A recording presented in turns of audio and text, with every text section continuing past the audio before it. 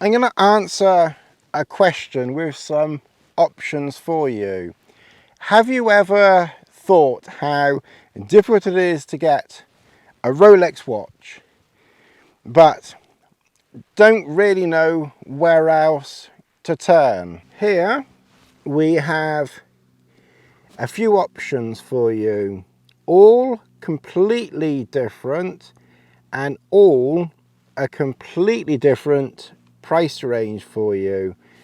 All are automatic, apart from this one here, which is a G-Shock, obviously a quartz watch. So it's kind of the odd one out, but given that it's one of the more expensive and analog G-Shocks, I just thought it was worth adding in. Obviously, the first thing to say, and it really is simple. If you have your heart absolutely set on a Rolex watch, then realistically, none of these are going to scratch that itch.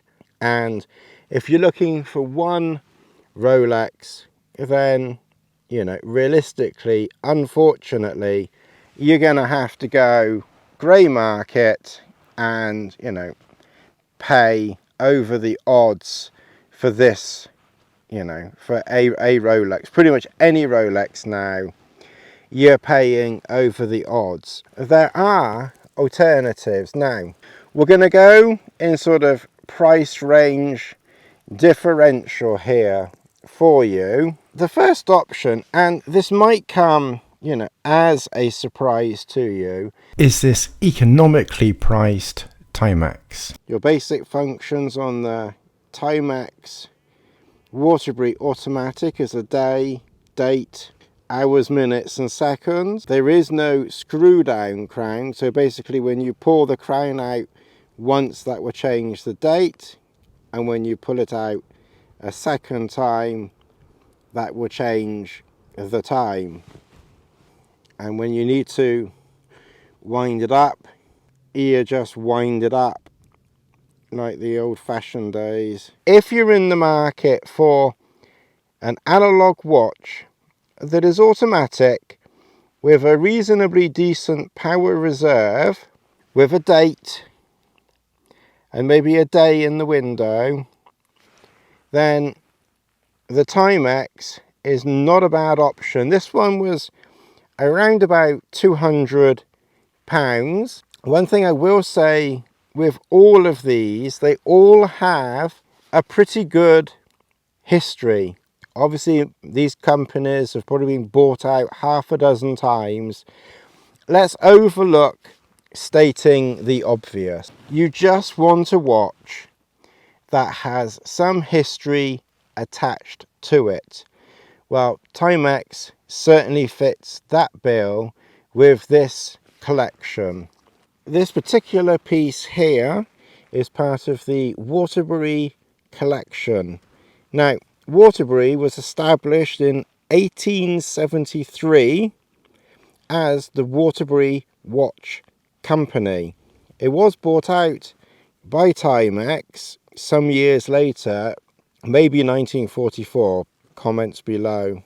If you're just looking for a simple day-date watch that's an automatic with a power reserve, stainless steel, 100-meter water resistant, which means that it'll be good for most circumstances, and you're looking for a clear back, 20mm lugs, a very, very nice leather strap, then this little watch here, is definitely worth a look and see. But it has a very, very nice history. I'll do individual videos in the future on some of these pieces, so be sure to check back. I think that's actually quite a nice looking gentleman's watch, and if anyone laughs at you wearing this, well, more fool them, I say. The next one on our list is the ball. Now, with this one, you are jumping somewhat in price. You're going from 200 to around about 2000. This one features a date and a day, the same as the Timex. It has a solid back. It has a 200 meter water resistance. So you're going from 100 meters to a pretty serious 200 meters with this one. You again have your day and date. This one gives you a screw down crown which you have to undo, pull out to the first stop for changing the day and the date, and pull it out a second time to hack the hands and change the time. We will do a more in-depth video on this piece in the future. And this one has an even more impressive history. This is Ball. It was owned and developed originally by Webster Ball. The basic history with this piece is in 1883, Standard Time was established in the United States. Unfortunately, in 1883, they didn't have very reliable timepieces. In 1891, very tragically and sadly, two trains collided in the United States, killing several people. And this happened because one of their watches stopped. This is maybe like a bit of a history that we can do another time if you're so interested. The Webster Clay Ball was contacted. Hello, Mr. Webster C. Ball. This is the United States government. We need a watch. A watch that works, won't stop, tells the time, and is very, very accurate. Hence the Ball watch. So whilst this piece is not widely known, it is a significantly historic watch. It is the official Railroad Standard, established in 1891.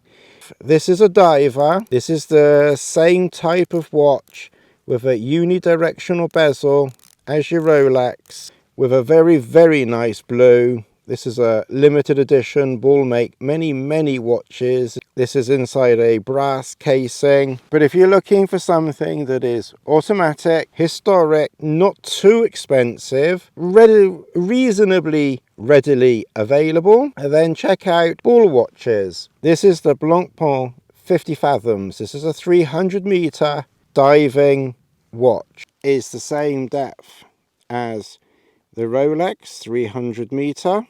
This is also a very historic company. The Blancpain 50 Fathoms, which has a date window at the 4:30 position. And this, of course, is also hackable with a screw down crown for extra waterproofness. Put it at one point to adjust the date. Pull it out a second point to be able to adjust the time. This particular watch here is the oldest Swiss watchmaking company. It was established in 1735 by Jehan Jacques Blancpain. Obviously, this particular piece didn't come into existence until 1953, but the actual company was established in 1735, making it the oldest and the first Swiss watchmaking company. Now, the only snag to that is that for a short time they stopped making watches until I think they were bought out maybe by the Swatch group, and then they re-established production. So the longest running non-stop watchmaking company is Vacheron Constantin. But if you want a watch that was the first, then this is it. If you also want a watch which was kind of technically the first diver's watch, both of these were kind of brought out in 1950 53. The 50 Fathoms was first to market, although, as my good friend Richard once pointed out, good old Hans of Rolex, who owned Rolex, had a test model at Baselworld, maybe even before Blancpain. But the 50 Fathoms was the first diving watch to market.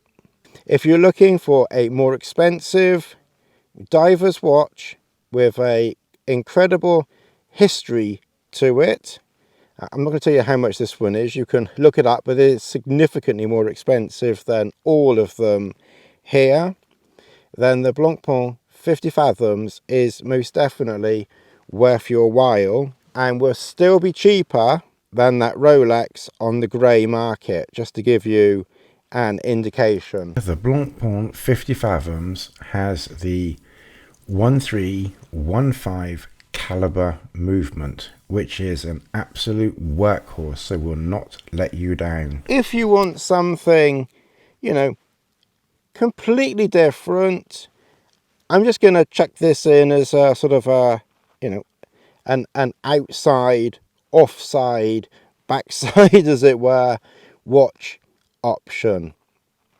This is a Casio. It's obviously not automatic. You can operate this completely independently of the internet or the app. And this is the MTG B3000.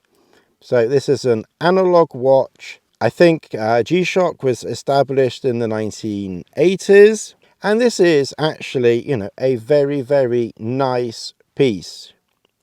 So if you just want something that's analog, you know, sturdy, good looking, gives you the date, gives you dual time, gives you a stopwatch alarm timer, you know, something a little bit more than the others offer, although I don't think I would be risking the alarm waking you up. Then this little piece, you know, is certainly worth a little look-see. It's just something as a little bit of an outsider, as it were. It's an MTG, which means that it's a little bit more refined than the average rough and tumble G-Shock, but it's still a G-Shock, therefore it still has all of the very, very strong characteristics of a G-Shock. Stainless steel, water resistant to probably 200 meters,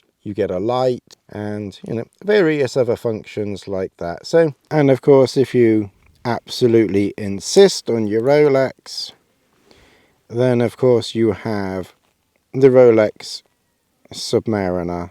This particular piece, of course, is the Submariner green bezel, green dial, now discontinued, kind of known as the Hulk. You get no writing on the back of Rolex. One thing with all of the others, you get some form of writing. The NATO strap is covering that one up. The G-Shock, you get writing on the back. The Timex, you get writing on the back. Rolex, no writing whatsoever on the back, nothing. And of course, if you absolutely insist on Rolex and nothing else will itch that scratch or scratch that itch, then unfortunately you're a bit screwed. You're going to have to go grey unless you can get a very, very good relationship with your authorized dealer. These are just, you know, a few options for you to consider if you can't get hold of a Rolex, but that you don't have the Rolex itch. You're not someone who has to have a Rolex, but you'd like an automatic, just something, you know, a little bit different, then one of these, you know, would certainly be worth a look-see and covers many, many different price ranges. Like I said, I hope you have found this video entertaining, interesting, slightly educational. If you have any questions or comments, post them below. and I will do some more, individual videos on these where possible in the future. So I certainly hope that this little video just gives you, a few ideas and alternatives as to some watches that you could get with some history attached to them in one form or another, mostly automatic and of various different budgets. I will now drink my tea and see you in the next one.